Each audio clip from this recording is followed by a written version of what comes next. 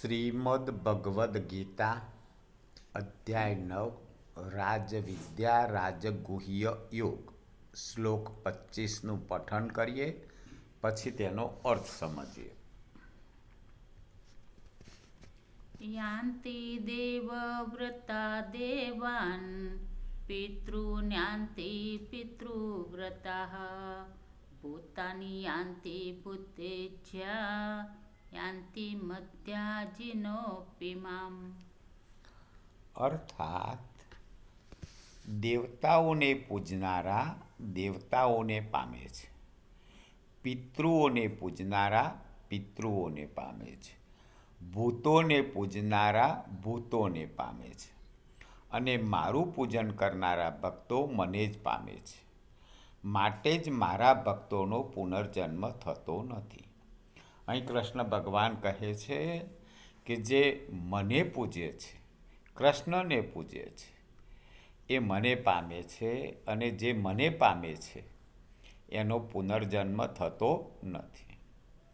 આ જ વસ્તુ ભગવાને 8મા અધ્યાયના 16મા શ્લોકમાં કહી હતી. આબ્રહમ ભુવનાલોકા પુનરાવર્તિતો અર્જુન મામોપેત્ય તુ કૌંતેય પુનર્જન્મ ન વિદ્યતે. અહીં આ શ્લોકમાં પણ ભગવાને કહેલું કે હે અર્જુન, બ્રહ્મલોક સુધીના સમસ્ત લોકો પુનરાવર્તિત છે, પરંતુ હે કુંતી પુત્ર, મને પામીને પુનર્જન્મ થતો નથી. કેમ કે હું કાલાતીત છું, અને આ બ્રહ્મા આદિના લોકો કાળ દ્વારા સીમિત હોવાથી અનિત્ય છે.